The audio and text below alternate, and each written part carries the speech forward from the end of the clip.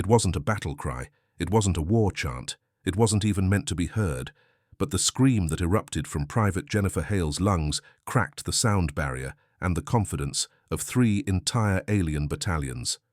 No one saw it coming, especially not Jennifer, who had just stepped in a puddle of alien mucus barefoot because someone in the logistics tent thought it'd be hilarious to steal her boots.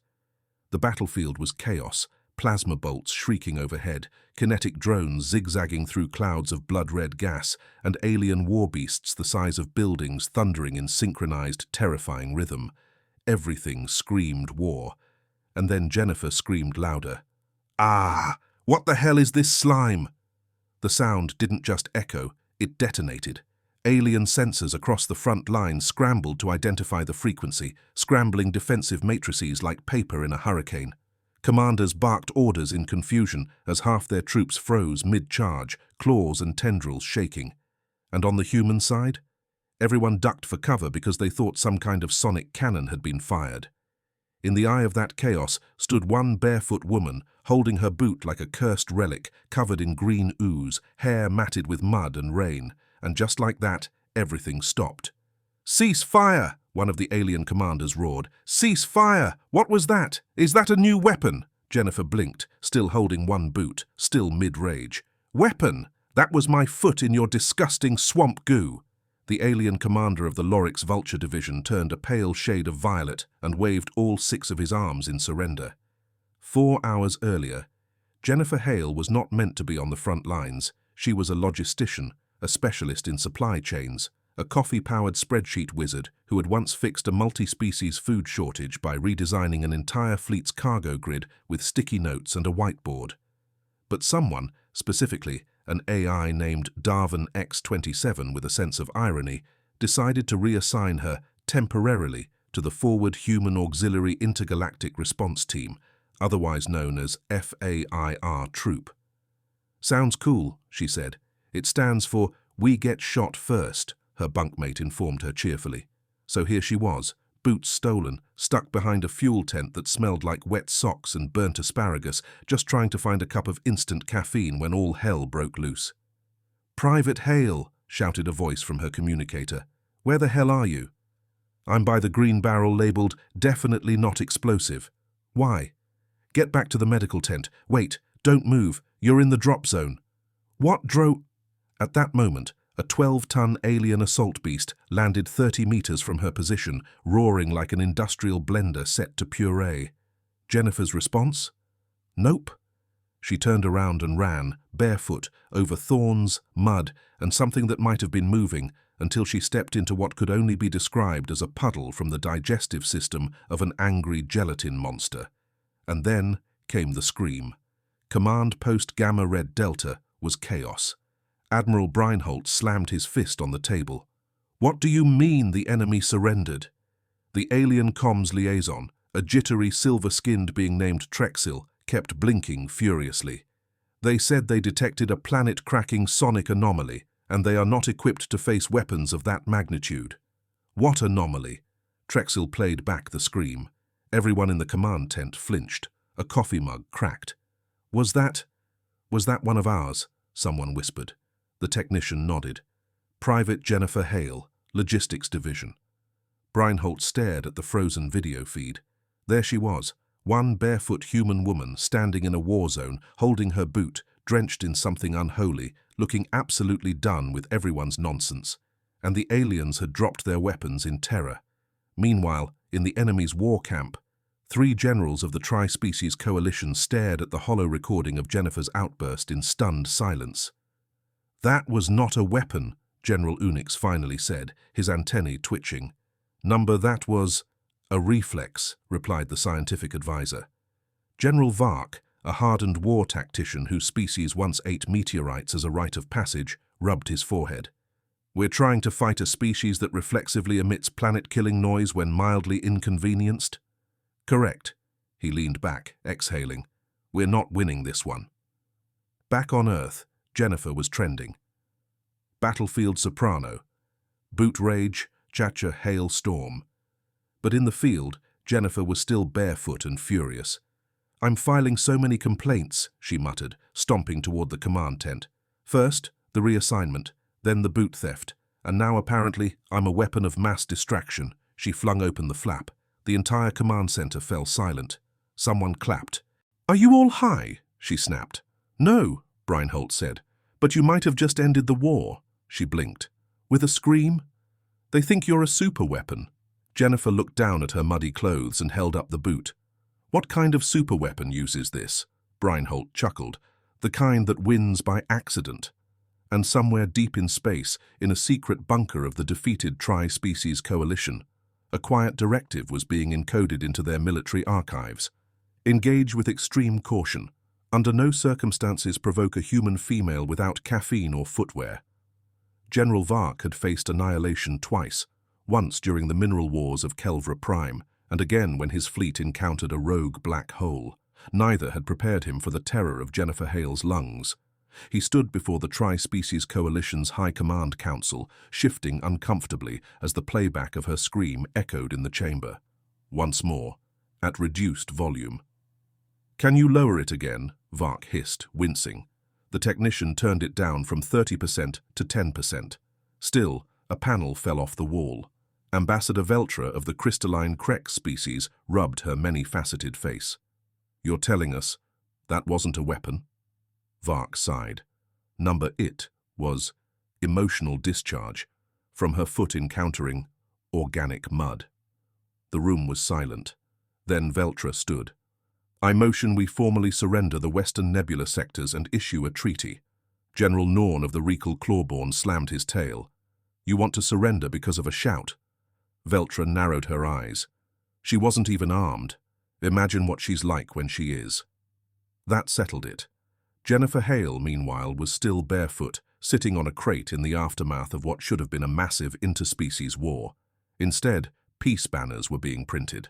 She stared at her now infamous boot, cleaned, and returned to her. "You okay?" asked Sergeant Deems, offering a ration bar. Jennifer bit into it absent-mindedly.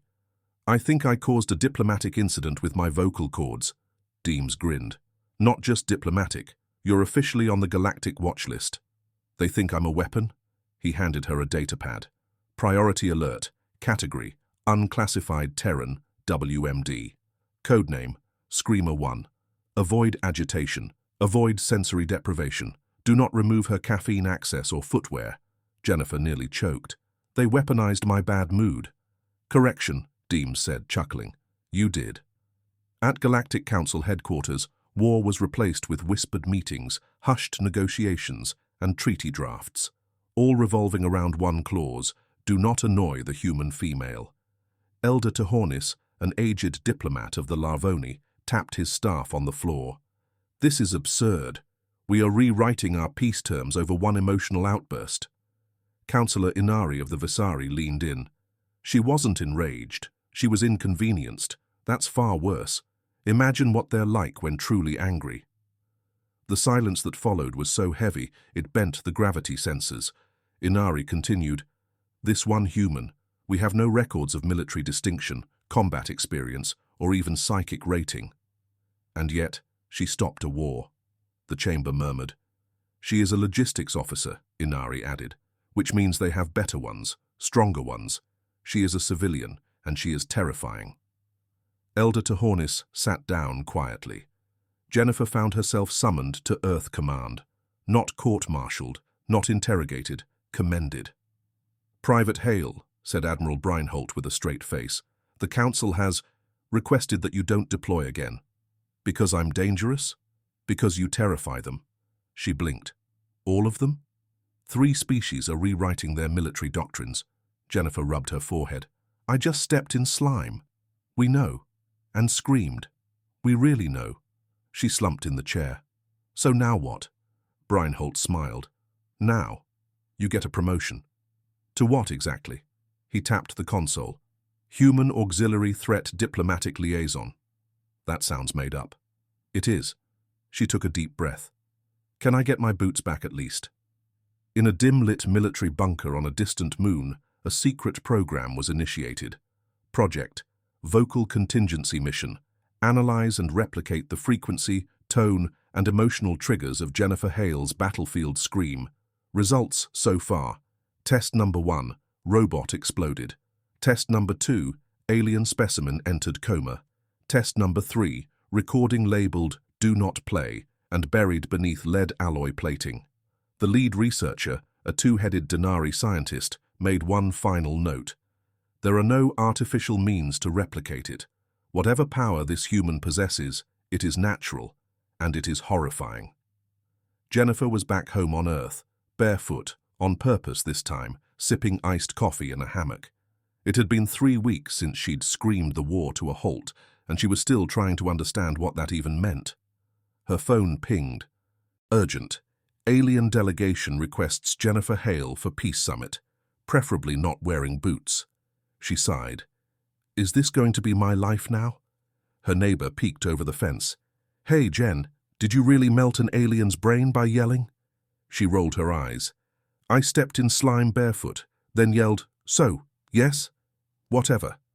Across the galaxy, stories spread. They grew larger than life. She can liquefy titanium with sound, one said. She screamed a wormhole open, said another. She stared into a black hole and it blinked. None of it was true, but it didn't matter, because fear, especially of humans, didn't need facts, just enough imagination. And Jennifer Hale, she became the most dangerous foot soldier in galactic history, without even raising her voice again. Somewhere in the vast Zarnak quadrant, 3 alien warlords met in secret. Their empires were bloodied, battered, and one loud-mouthed human away from surrender. Warlord Krell, a 7-eyed exoskeletal brute, slammed his claw into the table. You're telling me one sound broke your fleet? General Ushtak, fur bristling, flicked his ears. We lost an entire command ship's crew to shock-induced vaporization. We recorded the waveform, played it back at 1% volume. The walls cracked. That's propaganda, Krell growled. No, said the third, supreme strategist Vanek of the Cyrillith. That's Jennifer Hale. He tossed a data chip onto the table. Watch it. A hologram activated. A woman standing in mud, one boot missing, muffled complaints. And then, the scream. Every metal surface in the war room shivered. One of Krell's underlings dropped unconscious. A light bulb exploded. The feed cut. Krell blinked all 7 eyes. We surrender. Meanwhile, Jennifer sat cross-legged in a holodeck simulation of a Terran beach, sipping iced tea. Alone, peaceful, until the screen flickered. Now what? She muttered. A new message scrolled across the sky. Unanimous request, Galactic Leadership Convention, requests your attendance as environmental hazard consultant. She snorted. They're not serious. But they were. Minutes later, she was on board a transport bound for Orion Prime, flanked by 2 Terran Marines who looked more nervous than protective. One whispered, We're guarding her. The other replied, We're guarding them from her. Orion Prime's main Senate dome had never been this full. Over 2,000 diplomats, generals and observers crammed into the hall. Anti-blast shields had been installed. Emergency sound dampeners. Some wore noise-cancelling helmets. Jennifer entered barefoot. Silence fell. Someone fainted. She walked up to the podium and blinked at the crowd. You wanted me here? Cameras recorded every twitch of her eyebrows. Councillor Ixar raised a trembling tentacle. Madam Hale, we wish only to understand your power. My what now? The voice. She laughed, short and dry. I stepped in mud. A shudder rippled across the room. You screamed, another whispered. Jennifer rubbed her face. Because I was grossed out. That's it. That's literally it. No one moved. You do realize humans are just like this, right? She added. Loud, emotional, messy. You think I'm bad? You ever seen a toddler skip a nap? Someone in the back gasped. After the convention, Jennifer sat backstage, eating grapes and trying to pretend she hadn't just caused another dozen planetary governments to reconsider their foreign policy. Ambassador Vroon of the Calax Confederacy approached slowly, holding out a wrapped gift with 6 fingers. We have decided to offer tribute. She frowned. I'm not a queen. You are worse, Vroon said solemnly. You are a motherless storm in humanoid form. Jennifer unwrapped it. It was a pair of gold-plated, mud-resistant combat boots. She laughed. That's Thoughtful, actually. Vroon bowed deeply. We beg you never to remove them again. Earth Command released a statement denying any deliberate use of Jennifer Hale as a psychological weapon. At the same time, they began testing other civilians. The results were concerning. Samantha Blake, third-grade teacher, accidentally made a Thanrix warrior curl into fetal position with her mom voice. Barry Chen, barista, triggered a planetary lockdown after sarcastically shouting, "Really? This again?" into a drive-through headset. It became clear humans weren't trained to be terrifying. They were born with it, and the galaxy wasn't ready.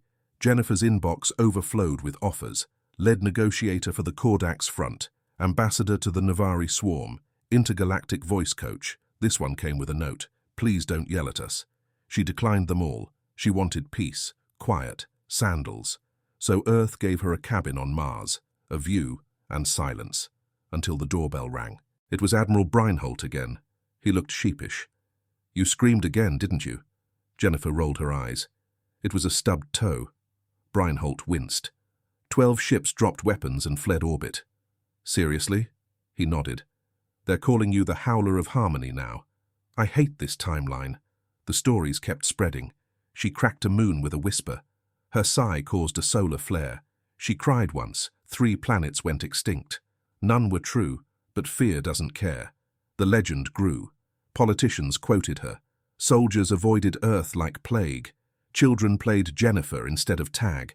And in some corners of the universe, cults arose. They wore boots they refused to remove. They chanted in simulated frequencies. They believed one day she'd shout again and bring judgment. Jennifer, unaware, was trying to unclog a sink. The AI assistant beeped. You have a message. From Planet Xanon 4, she groaned. Let me guess. They want me to visit. Incorrect. They wish to send their entire population to avoid accidental exposure. She dropped the wrench. I can't live like this. The AI responded, Humans seldom get to choose their legacy. Jennifer looked at her reflection. Not a soldier, not a god, just a woman with a bad day and very sensitive feet. Word of Jennifer Hale's scream spread faster than any official communique. By the time Earth's diplomats tried to contextualize the incident, 28 species had declared neutrality. 8 abandoned their wars entirely. The more Earth insisted it was an accident, the more the galaxy assumed it was part of a deeper plan. And Jennifer, she was busy failing to grow tomatoes in Martian soil. Her neighbor, an elderly ex-Marine named Diego, leaned over the fence. Hey, how's the galaxy's most wanted voice box? Jennifer groaned. I screamed one time. You vaporized 3 drone fleets. They were unshielded. Sure, and I'm sure their loved ones feel much better knowing that. Back at the Galactic Council, panic was a full-time job. Reports came in daily. Planetary militias abandoning their posts, automated security systems shutting down at the mere sound of Terran female vocal patterns and a sharp spike in audio-related PTSD. Councillor Rilnox stood at the podium. We must not allow one unpredictable death-worlder to destabilize thousands of years of diplomacy, a hesitant voice chimed in from the floor. What if we make her happy? Silence. Another added, keep her content, so she does not, scream again. The chamber buzzed with cautious agreement. They sent fruit baskets. Jennifer opened her front door to find a massive hover crate labeled, with utmost respect, Galactic Unity Council. Inside, imported Tearlox honey, vacuum-dried moonberries, a bottle of Triverol wine, illegal on most worlds for its tendency to make people levitate, and an apology note that read, We regret any stress, mud, or discomfort that caused distress. May your boots stay dry and your path unblocked. She blinked at the note, then looked up at the sky. I'm being bribed with snacks now. Diego peered over again. Take it. Wine's decent. It didn't stop there. The Veltari sent a luxury hoverbed that adjusted to human spinal absurdities. The Glan offered her a title, Universal Voice of Stillness. She declined, but they insisted on printing it on medals anyway. The Charnak Collective rewrote 3 diplomatic protocols to include avoid interrupting human females without full vocal calibration. Jennifer didn't know whether to laugh or cry. Then came the invitation, a quiet, ominous ping on her terminal. From Fras Fa. Subject: a personal meeting. No recordings, no observers, just understanding. Attached was an ancient symbol, not council, not military, but something older. She froze. Diego noticed her change in expression as she stared at the screen. Trouble? I think the real powers just invited me to tea. He raised a brow. Tea? Jennifer shrugged. Galactic equivalent anyway. You going? She hesitated. I think I have to. They're the ones everyone fears. The ones even Earth's generals pretend don't exist. He chuckled. Good. About time someone scared them back. The rendezvous point was a hollow asteroid orbiting an ancient dead star. Inside, nothing mechanical, no lights, no guards, just a single polished stone table and 5 cloaked figures. One spoke. The voice echoed like forgotten thunder. You are Hale, the screamer. Jennifer sighed. I'm a woman with a mud allergy and no patience. They paused. We existed before council. We maintain balance. You have disrupted it. Jennifer crossed her arms. Then balance was a lie. If I could shake it with a noise. A second figure leaned forward. We wish to understand. How? Why? She met their eyes. Because I'm human, and we don't play by anyone's script. Back on Earth, global viewership peaked as Where Were You When She Screamed hit documentary shelves. Talk shows debated whether Jennifer Hale was the start of voice warfare.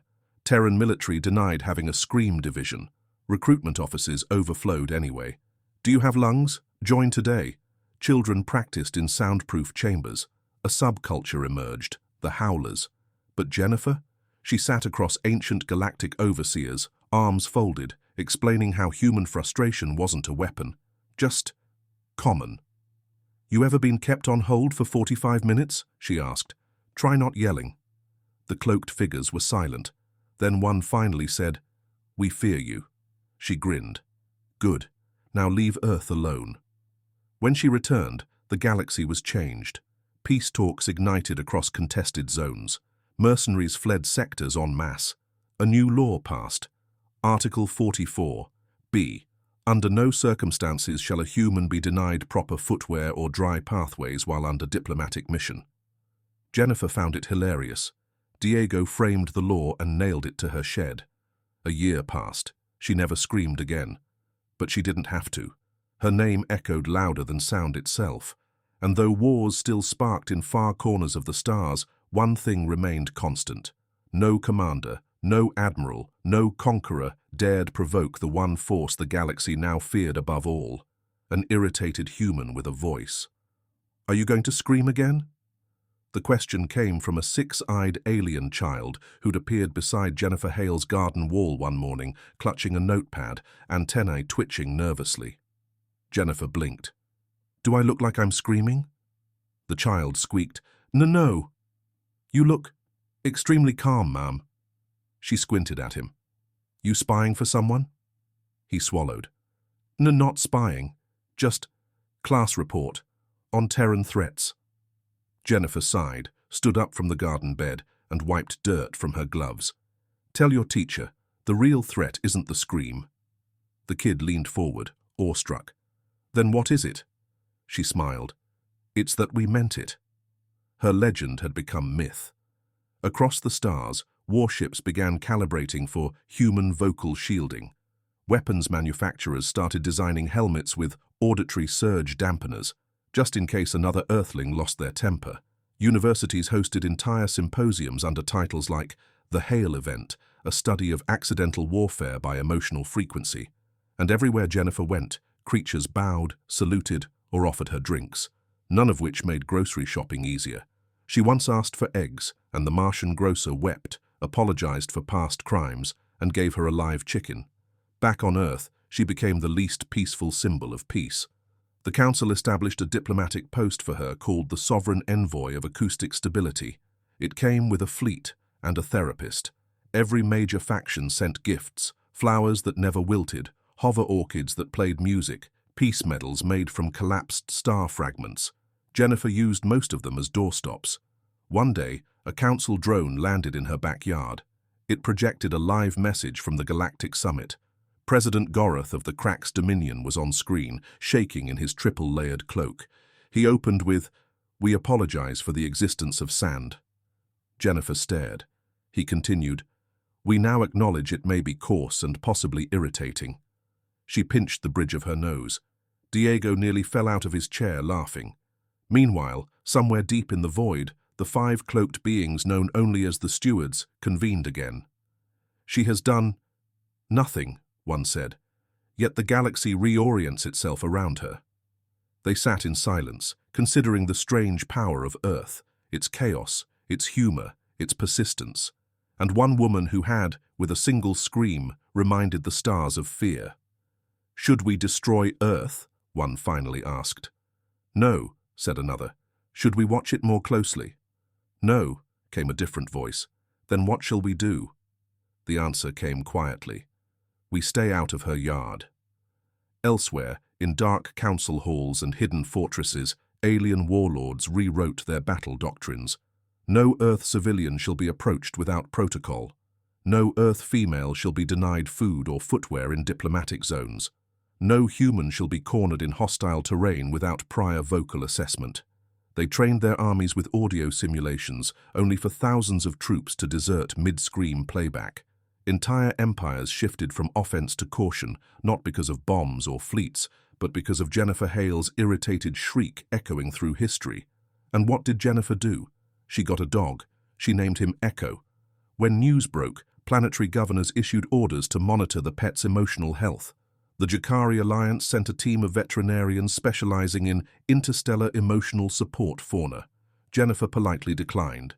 Echo was just a golden retriever. He liked chasing sticks and barking at toasters. One quiet night, she sat on her porch, dog at her side, sipping coffee under the stars. Diego joined her, handing her a datapad. "What's this?" she asked. He smirked. "The Andari Confederation is renaming their warships." She raised a brow. "To what?" He chuckled. "Hail-proof, all of them. They're calling them Hail-proof class frigates." Jennifer leaned back and laughed. "Oh, for crying out loud." Diego nodded toward Echo, who was now aggressively licking his paw. "Careful. He might sneeze and trigger a galactic evacuation."